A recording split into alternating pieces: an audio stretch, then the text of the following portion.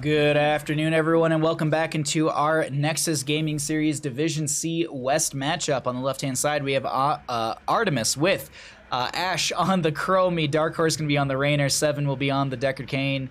As I said, honestly, on the Diablo. Jotak on the Eric, Balog, and Olaf, the Lost Vikings. And I do believe that is going to be the composition of Artemis.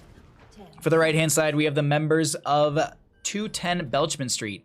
Blanchard will be, on the Ragnaros. We're going to be seeing Asterix, I believe, on the Joanna. Lloyd, I think it is going to be on that Uther. We've got Dominator is going to be on the Cassia, and Slow Cheetah, a very good name, on that Jaina. Let's get into our level 1s and see what our first engagement will be looking like. Going to be Balog build for these Vikings, running 3 Vikings up in the top lane versus a Ragnaros. Probably going to be jumping to that lane quite a bit because I'm very interested to see how that all works out. As well as this bottom lane, we'll have our core 4. We are on Braxis holdout. Oh, look at this. 3 Vikings versus a big Fire Lord. Is it going to be enough? We have the Eric auto-attacking from the bush as well. Some really good micro with the Vikings so far, getting that Eric kind of just harassing the Ragnaros while you have the Balog and Olaf stepping up and clearing wave. Ragnaros already dropping to half health, and that damage from the Eric, I mean, what is his range? It's going to be 6.5, actually. I said at one point that, you know, the farthest base attack range is going to be a, oh my god, a Sergeant Hammer, but I forgot about Eric. Now, Sergeant Hammer is more than Eric, but still, that's a lot of range for a hero. What was it again? It was 9 point something? No, it's 6.5. Okay, it's 6.5. Okay. It was showing, I thought I was on Balog for a second. I was like, wait a minute, Balog has 6 point something range? No, either way. Just little things like that. I'm always very curious about them. KPB, I love you so much. Quick, someone break Baja so he can't talk about his stream schedule. I forgot to tweet today. I legit forgot to like wake up and tweet that we are casting all day. I literally when I was tweeting we were live, I was like, oh yeah, I forgot to do that. We do have the members of Artemis grabbing this top and bottom control point, looking to actually grab themselves the siege camp. Ragnaros is being chased a little bit by some Vikings, but now they've noticed there's a lot of enemy members who are working their way into the top lane. With that being said, the members of Artemis will continue to work on this camp on the bottom left of our screen, and Diablo just going to be able to fire stomp and get some little bit of pressure onto this Joanna in a sense. Also, going to try and clear out the wave a little bit. Nice use of the overpower to mitigate the condemn value. Shadow charge into the face of this Joanna, trying to slow her down. Speaking of slows, you have some roots, you've got some decent damage, but an auto attack will be found through the Rainer. First blood over to the side of Artemis. Dark Horse, I believe, was the one to get that kill. Yeah, Dark Horse. Top lane regains control with the Vikings. Actually, Balog jumping back into this Ragnaros, who throws the shifting meter on the ground. Vikings just going to soak out the lane, but the vast majority of the objective phase will be won over and held so far by the side of Artemis. And honestly, and crew are looking to step in. Honestly, as a name to cast is a little difficult, honestly, because sometimes you don't know if you're saying honestly is auto-attacking a wall or honestly I want to auto-attack a wall. Because both of those sentences are very, very true. Bottom lane, my own joke's really dumb, ignore me. Fire stomps out from the Diablo just to be able to kind of get some vision poke at the enemy team. Are they Soul to Flame? Not this Diablo. Okay, no, Diablo's auto-attack. He's going to be going into the Life Leech at level 4. Okay. Cassia is going to be staying up in the top lane, which is, I would say, an advantage for Artemis. If you have 2 members up against some Vikings, you are, well, obviously you're not. It's like when you rotate a lot of people up against Rexxar Misha. That's exactly what Rexxar and Misha want. You're winning the lane when Rexxar and Misha constantly get dove and chased in said lanes. Ragnaros going to try and hold over this top lane or at least get it back, but it seems like first objective phase will be in the top lane in favor for the side of Artemis, and it's going to be 100% Zerg versus the small amount of Zerg that always will spawn in lanes. Speaking of, I had something there, but I didn't. I completely forgot. Anyways, Pack Animal, thanks for the follow. Glad you're enjoying the content, my friend. Chromie finds the snipe. Another 2 kills, or at least 2 kills over to the side of Artemis as the Ragnaros pops the Molten Core in the top lane. The Zerg wave is actually getting chunked by this. This is actually really, really good anti-siege out from the Ragnaros. We'll be able to save a lot of health on that fort. Top lane well is being targeted by an Ultralisk, but the fort should take that out by chunking it. This early game damage. Ooh, Diablo coming in with a massive shadow charge will go ahead and melt down this Ragnaros, and Seven and crew are actually all up here with the Vikings swapping into bottom lane. A good lane swap to catch the Ragnaros out of, not even out of position, but just off guard, and that will be another kill over the side of Artemis, building more momentum with their Viking composition. Uther actually, ooh, sorry about that, everybody. Uther goes down to the top lane. I was expecting that to be pretty much all that happens up here, but no, the pressure of Artemis is a little too much, and Darkharsh will sustain onto this fort itself. I'm actually going to cycle through the other numbers right now. We have level 8 already on the side of Artemis, who sets up another kill, 6-0 in kills with a solid level and a half lead to our blue team. And we can take a look at some of those other numbers right now. I'm just looking at the Viking experience. The siege damage from the Vikings already at 32,000. Dear Lord. Some good experience out from those Vikings, which actually might find a fort through the bottom lane, the way that they're playing this. Balog throwing out some damage. I mean, Olaf isn't going to step up because he's just melee range 1.2. But you do have that Eric and Balog who are able to range and burst things down quite well.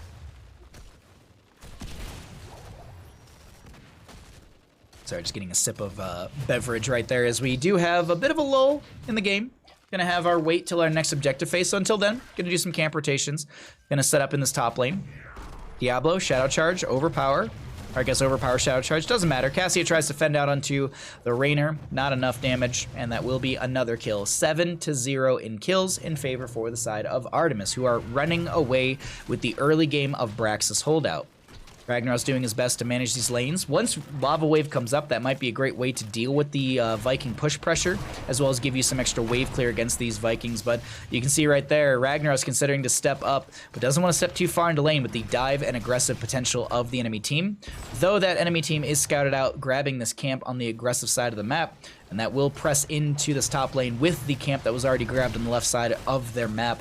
For the side of Artemis, who find themselves their 10 Talontiers. Vikings play it again. Diablo with the Apocalypse. Rainer, I'm assuming, is going to be the Hyperion for some extra siege potential. We'll see what Decker King goes into, but I'm expecting a stay well and listen setup. Slows from the Haragic Cube. No Sapphire applied to it. Rainer could actually grab Hyperion here and chuck this into the lane. That'd be a great way to amplify the siege, but it's going to be a Raider. Raider comes out, and that does have good sustained damage as well, just not going to be having that AoE as you typically see from said Hyperion. Ragnaros going to use the Molten Core as the beacon phase activates, and realistically, I'd say Artemis, you can back off. Even though you have 10 talent to your advantage, the next Zerg Wave will be through that bottom lane, but Diablo comes through, finds the Shadow Charge, finds the play. Big Apocalypse comes out as well, gonna be able to stop this Cassia in her tracks. Doesn't find the kill, but look at this, the Vikings, actually, they're the ones to grow ahead and start jumping on these points while the siege continues through the top lane. It is oppressive so far in this game number 1 of our, I believe this is our 4th best of 3 of the day. I think this is our 4th best of 3. Dear Lord, everybody. We've had some good games so far. We've had some really good games so far. Diablo, good Shadow Charge. Really good angles. This Diablo player really knows exactly how they want to line up these shots onto the enemy side. Chromie actually doing a great job of throwing out that damage as well. Her burst potential is extremely well done in this game right now, as Ragnaros and crew are looking to step in. They don't have a Cassie for 12 seconds. Top lane still being held over by a Viking. Ragnaros gets caught in the corner, and that's the play again from the Vikings to bring all 3 down here. Asterix doing their best to disengage, but a Diablo is hungry for this kill. It's the mount up from both of them. Diablo, I don't think, will get into range for a Shadow Charge. Top lane does have a single Ultralisk there, but look at the Vikings heading the Joanna off at the pass to try and get the dismount, as well as the slow, as well as the staggered death. Well played from the side of Artemis, who are just, as I said, running it through this Braxis holdout match. But right now, a Lava Wave through bottom lane does come out. That does push back quite a bit of this Zerg Wave value, with those Banelings coming in. You can see Slow Cheetah getting a little bit of splash damage from that one. We do have the Water Elemental out from the Jaina as well, and the push continues through this bottom lane. Ultralisks will go down. We do have the wow, that's a really insane dive from Diablo, who does go down, pops the Apocalypse at the end. Oh, wait, no, but Lloyd? Oh, doesn't get picked off. The Guardians, I was going to say, are supplying some great sustained damage, but those will get taken out. I'm really curious, do Guardians deal Guardians deal double damage to structures as well? Interesting. Okay, sorry, I was just looking at other things really quickly. Did I fix this? I did, okay, cool, sorry.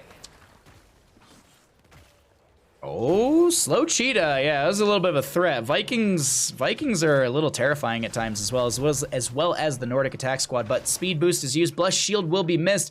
The Vikings are meandering their way out of this lane. Play it again values down for 15 seconds. That will be the the Balog going down.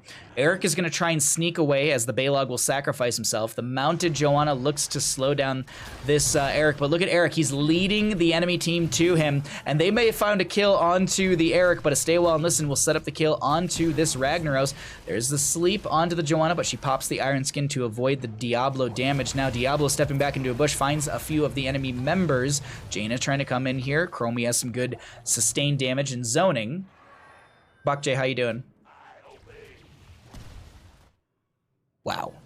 Just wow. This is an interesting game to say the least. The Vikings are just running this map. Not running away.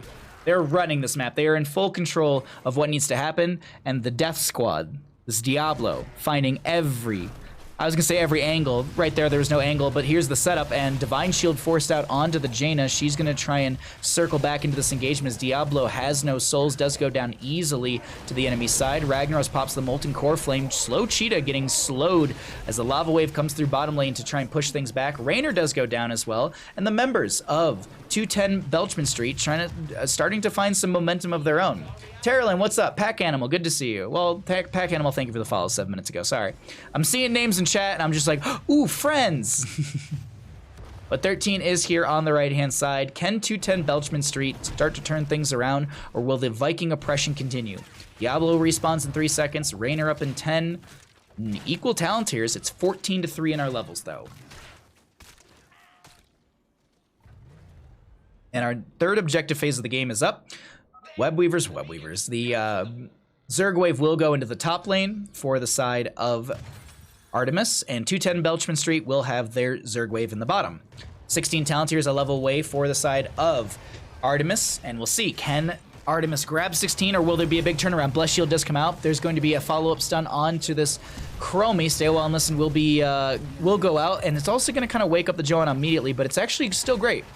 Still a good play for the side of Artemis. Fen comes out. Dark Horse very low. Does manage to get a potion from the Deckard Cain. Doubles back and actually grabs well on top of that. Meanwhile, in top lane, Vikings gonna 1v3 the Ragnaros. And here's the thing, Ragnaros, you gotta, late game Vikings, you gotta respect them. You gotta respect the late game Vikings, and that will be a kill onto Ragnaros through said Vikings. Top lane in control of the side of 210 Blechmen Street, with Jaina finding the snipe onto the Olaf. Eric and Balog deciding to do the double around, or at least the run around, if you will. Eric is 1v1ing this Uther. Play It Again is on cooldown currently, and that's all 3 Vikings getting killed, but can the rest of the team make a play happen here? Ooh, the secondary Shadow Charge was attempted onto the Jaina, but she pops the Ice Block just in time.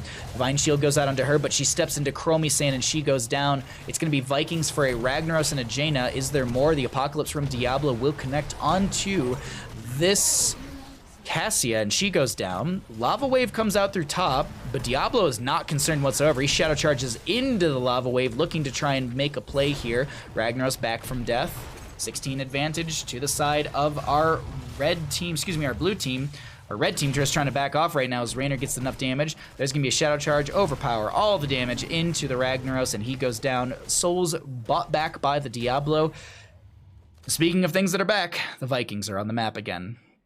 Top channel goes over to Olaf. This is a lot of good push, I guess, siege setup, I guess you could say. Yeah, siege setup for the side of Artemis, who are going to go ahead and try and open things up. This could be game ending if Artemis is able to get the keep and then has the Zerg Wave go straight to the core. Ball Lightning comes out from the Cassia, gets a few bounces, won't find a kill, but Raynor actually gets the kill. Lloyd going low, one more auto confirms the kill into them, and this Raynor is on a rampage, 22-4 in kills. We have a big level lead right now. The experience really well coming in, or really just massively coming in for the side of our blue team. Want to just go ahead and showcase that experience deficit right now.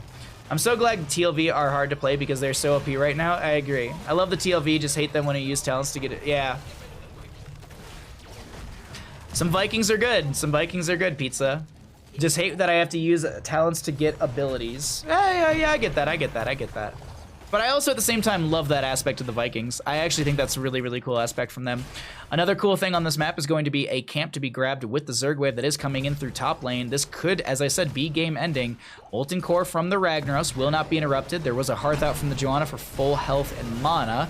Ragnaros Molten Core is going to be quickly disposed of. He did also channel that from the back of the keep, so he's able to respawn in a good spot. Joanna goes down. That's the main tank out of play for the side of 210 Blechmen Street, with Dark Horse and crew looking to step towards this core, but the lava wave may have caught Raynor off guard. He goes down immediately. The core itself is trying to deal some damage. Apocalypse from the Diablo comes out, connects onto a few members. Stay well and listen out from the Deckard Cain as well. The snipe onto the I believe that was the Uther, does connect, and this is core falling rapidly on the right-hand side. Is it enough to end the game, though? The keep in the bottom lane is going to be very low. The Vikings are coming through, trying to supply enough damage to end the game. Ragnaros gets picked off by the Deckard Cain, actually. Core is falling rapidly to the Vikings, and it looks like the Vikings will be the one to end the game here. The chase goes out onto the Chromie, but the real Titans are the Vikings. They are going to be that raid boss that ends the game. GG, well played. Diablo and Lost Vikings control this game so well. Oh, I agree. The Diablo player honestly played really well. This Diablo was super good. During that game, Pack Animal, thank you for the follow.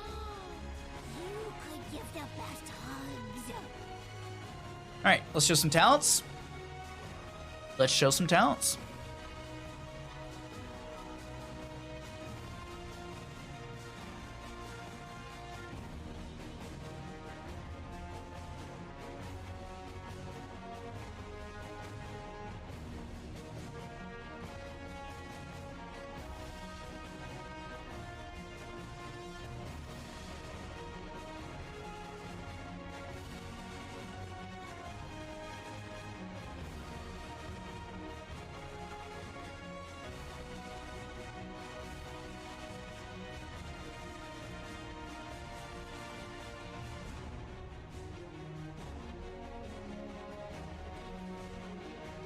A good game, a very good game, everybody. Let's pull it on back to Bandit Night, and let's get into the next map.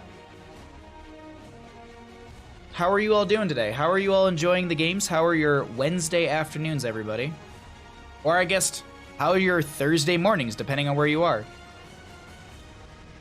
Hey, Terrelin. A good game, a very good game. Okay, next map, where are you?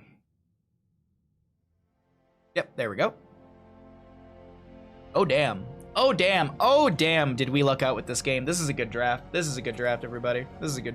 I think Bandit might be a dog. You could be right with that sentence. You could be very right with that sentence. I'm not 100% sure myself. Just unsure. Just always unsure. Me, realistically, is just this. Come on, Stream Deck.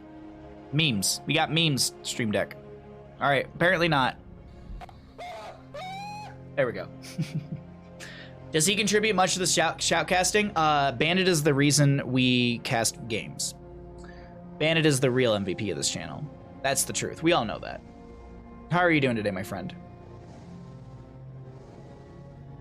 Oh, God. It's been a good series so far. It's been a good series, but the members of Artemis ran away with the later half of that game. That was a lot of late game experience from kills. The Viking value on that map was insane. But we're not done. We're not done. Bandit's GM69. Yeah, he's GM69 in every single region of Heroes of the Storm. All right, let's go ahead and get into our next map. We are going to be heading into Cursed Hollow. Let's see. Can the members of Artemis close this out in a 2-0? Or do we go to game 3? Let's find out, everybody. On the left-hand side, we got the members of Artemis. We are going to be seeing them up in our best of 3 series. Dark Horse is going to be on the Greymane. Ash is going to be on the Abathur. Jotek is going to be on the Samuro. Honestly, on the Muradin. And we have an AFK 7 on the Stukov. For the right-hand side, we have the members of 210 Blechmen Street. Slow Cheetah on the Falstad. We've got Lloyd on the Anubarak. Asterix will be on the Chromie. Blanchard on the Ariel. And we have a... Yeah, you see it. Yeah, you see it. A Murky played by Dominator. Can the members of 210 Blechmen Street take us to a Game 3 through Cursed Hollow, or will this be a Murky getting squashed? Did go into the Fisheye at level 1. Now, part of me, I do have a point. I do have a thing about Fisheye, and that I do not like Fisheye for one factor. So Fisheye gives you health, but it also increases the radius of the egg itself. So what ends up happening, because my friend actually made this point to me ages ago, when you're in vision of Murky's egg, there's that little red dot over your heads, meaning that someone on the enemy team can see you from on the side of Artemis. So if that's possible, what ends up happening is if you try and hide your egg aggressively, let's say you put your egg over here in like this bush, if someone just rotates past the bush, not in it, they know that that egg is somewhere around. So it's just one of those things that, like, I'm not the biggest fan of Fisheye. I do think it's really cool because you spawn from this egg, increases Murky's mount speed by 245% for 5 seconds, which is basically 145% movement speed is, actually, we were talking about this earlier. Are there any talents that buff you out a ton in movement speed? And actually, Fisheye is 45%, so 145, which is basically 15% more than you typically get. 130 is your mount speed. Stukov actually going to be working his way through this camp. They do 283 damage in auto right now because, well, that's Stukov, and that's how much damage he does. We're not seeing any sort of fun stuff from... See, this is what I'm talking about. Do you see that right there? You see that little red dot over Samuro's head. Now, I will say this. And I know people in chat are probably like, but Bahamut, and I understand. You are playing against a Samuro, so that vision does allow you to see which of these Samuros are real, because you can see that little red eye over their head. You can see that right there. So they know... So there is that counterplay, there is that factor, but personally, I think you just take a fishy deal and you go ahead and get some bribes on some camps, because there's a lot of really good bribes, and you only need eight stacks of bribe per, well, stack of bribe. You only need 8 minion kills to get a stack of bribe for Murky, and a wave spawns 7 minions. So if you're able to kill, if you're able to kill 3 waves, you're able to bribe an entire siege camp. So just little things like that. That's just my 2 cents on it. That's just my 2 cents. I can see the value for Fisheye against maybe a Samuro, but I don't think it's as worthwhile. Murky equals the best hero. Asmodan. Don't we all love Asmodan more though? All of us. Cho'Gall? What about Cho'Gall? What about Cho'Gall, Jimmy? Ariel may be getting caught out here. Great lurking arm from the Stukov to slow them down. They also had the fetid touch slow on top of that. Murky goes down to the Samuro in the bottom lane, who, as I said, they are seen. Like, this is the vision right now. Look at how much vision. Like, this gigantic circle, well, not all of it, because there's that vision camp over there, but the edge of this circle right here in the lane, that is from the Murky egg. So yes, while I agree you are going to be able to see this tomorrow, I just don't think it's enough for a counterplay. But that's just me. That's me. I'm done harping on it. I'm done. Murky is so much better than Asmodan. Get out of here. Get out of here. What do you mean, Looney Tune? What do you mean? I don't see tweets from McIntyre and Leon Black saying Murky equals free win in Storm League. I see tweets from those two saying Asmodan is free win in Storm League. So what do you think? Interesting trade there. 210 Blechmen Street for Siege Camp, and Artemis went for Bruisers. Where was first objective? Was it in the top right of the map? Or was it in the top of the map? I think it was. So maybe that would make sense. 210 going for their Siege Giant Camp would make sense if it was in the opposing lane. Samuro finds another Murky kill. And Samuro doesn't care to be seen now because he's getting free Murky kills. I understand that, yes, Murky kills are only yielding, what, quarter of a kill? Yeah, you get quarter of a kill from Murky, so you get quarter of the experience, but that still is experience in favor for you. Look at this, 668 to, that's about 200 experience from Murky kill. That's not bad. I mean, experience is experience and still gives you advantages. So we'll see how it all works out. But Dominator right now stepping a little too aggressively into the Samuro. We do have the kill onto Falstad on top, but the counter kill onto the Greymane will come through. Objective phase in the bottom right of the map. Blanchard looking to step and be able, or excuse me, looking to position to be able to get the channel. Honestly, going for the Stormbolt. Does get hit with the Detainment Strike. Murky is going to be on that slime time at level 4. At 4 out of the 20 nice stacks. And we will see our 8 talents on both sides. So let's level 8 for both sides. So let's go ahead and cycle through some of the other numbers. We do still have that fisheye for the Murky, but it doesn't seem like it's going to be enough to stop this Samuro, who does advance their way onto this Ariel. She does go down. Asterix trying to get away from Samuro once again, but he finds a secondary kill. Another one goes over to the Samuro, who's just cleaning house right now. Murden steals the kill away onto the Falstad. Greyman getting the kill onto Murky, and this is looking like Lloyd goes down as well. Technically, it's going to be a pentakill if... Oh, no, Lloyd doesn't get the full burrow that he's looking for, and that technically is a pentakill. Murky was down for a few seconds during all of that as another Mule comes out for the Abathur. I always like to point this out. Mule has a 60-second cooldown, but it has an active cooldown. What I mean by that is when you cast Mule, the cooldown starts. And so, if this cooldown is 60 seconds and you have 40 seconds of activated time, realistically, the Mule is going to be able to heal a structure for 40 seconds and only have a 20-second cooldown, so long as said Mule is not destroyed by a Murky, which it is right there. But anyone, I was just wondering really quickly, because I think we brought this up on CCL. Can anyone do the math really quickly? What is 40 times 90? Or, yeah, what's 40 times 90? Can anyone do that math really quickly? This looks like a stomp. I mean, things can turn around at level 10. We never know. So far, the members of Artemis are controlling the map very well. 210. Wow. Oh my God. Okay. Boss through bottom, and then a quick rotation to top. 3,600 HP. 3,600 HP. So that is pretty much the vast majority of a tower right now, because I believe they do scale. Boss through top lane actually will be fought over. Artemis is going to get locked down. 7 does go down to Slow Cheetah. Murda misses the Stormbolt, but we do have the Samuro on the point, and the slam doesn't come through. The boss will be grabbed, and that's double boss in general for the side of Artemis. The bottom lane boss will be cleared out. We have a bit of a scuffle over this, but Asterix goes down. The Falstad with the Hinterland's Blast will be able to connect onto 1, but does find quite a bit of cooldown in that. Gets the 1v1 up against Samuro, and Slow Cheetah, not so slow on those kills, and looking to try and turn things around for the friendly side.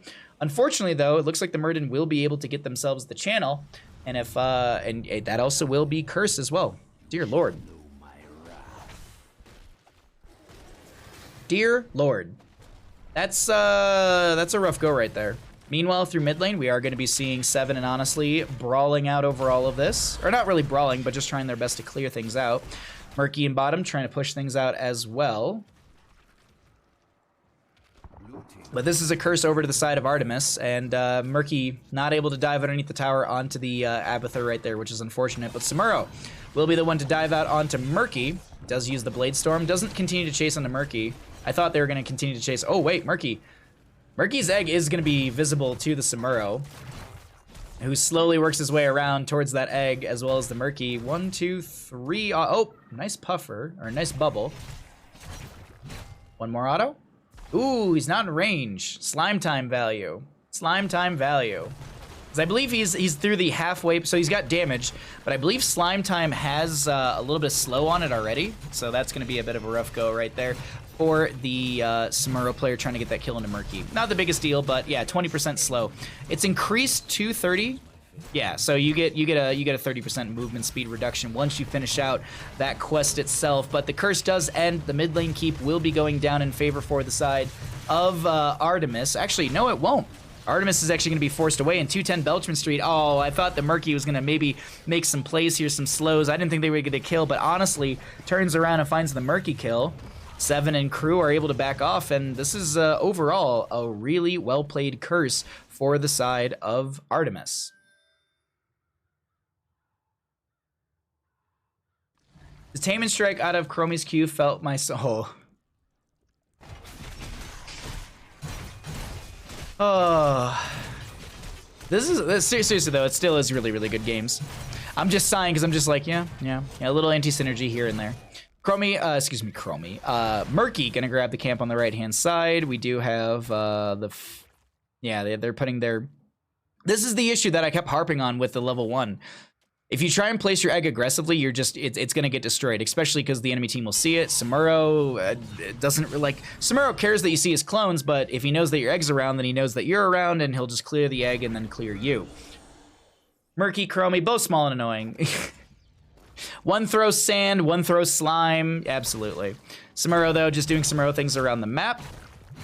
Blade Storm is a very low cooldown. I believe it's like 20 seconds.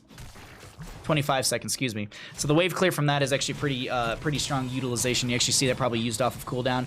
Another, ooh, yeah, Samuro steps forward. They have that Sakuchi from level 13. That's why you saw that little bit of blink. I wonder, does the Ariel resurrect the Murky? Could you imagine? Could you imagine? I feel like Murky actually respawns faster than Ariel does. He actually might have like 6 seconds. What's his death timer actually? 8 seconds. So Ariel could mitigate 3 seconds of death time on a Murky. Just saying. Because it's a 5-second cast. Actually, no, it's a 6-second because there's a 1-second cast and a 5-second delay. So you can mitigate 2 seconds off of Murky's death timer. Hell yes, hell yeah. Those are the small mid maxes we love in this game. Who's the smallest tank? Legitimately? Like model size? Maybe Muradin? Is there a smaller tank than Muradin? Like I think model wise, yeah, I think Muradin would be the smallest tank. Yeah, it'd be a toss-up between Mei and Muradin in my opinion.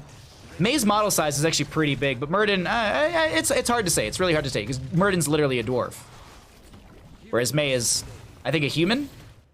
So I don't know. Murky goes down. Tyrael could be, maybe.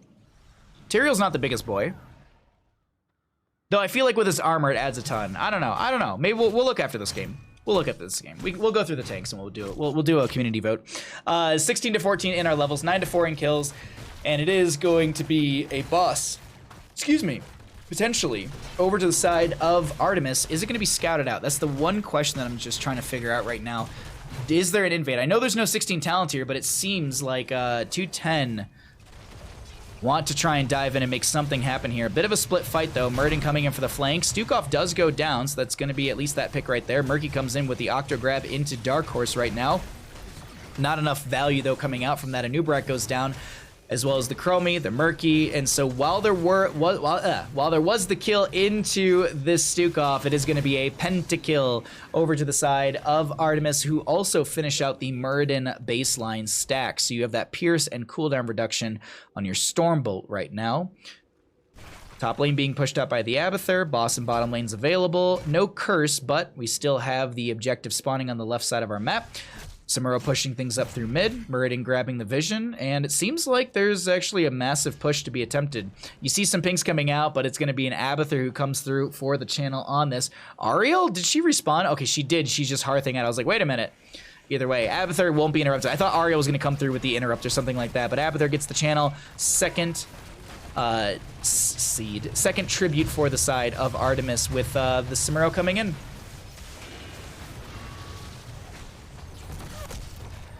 Curse Bullet out from the Greymane. Burrow Charge away by the Anubrak. Boss in the bottom lane is going to get some decent value. Greymane dives in for the Razor Swipes with the Dark Flight as well, and Ariel does go down. The clone of Abathur will expire. Ariel doesn't have... Actually, she does have Resurrect, but I guess she won't burn it for herself.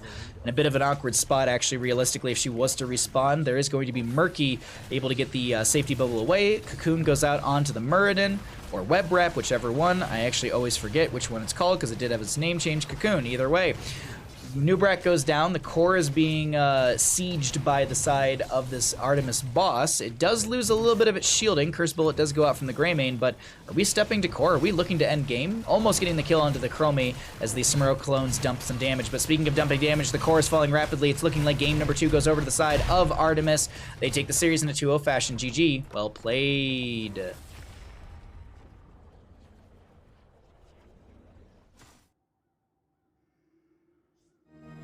Smallest team comes down to Lily, Chromie, Probius, Muradin, Murky. I feel like Abathur should be in there, though. I feel like Abathur is really small. That's just me. GG's. GG's over to Artemis. They take the series 2-0.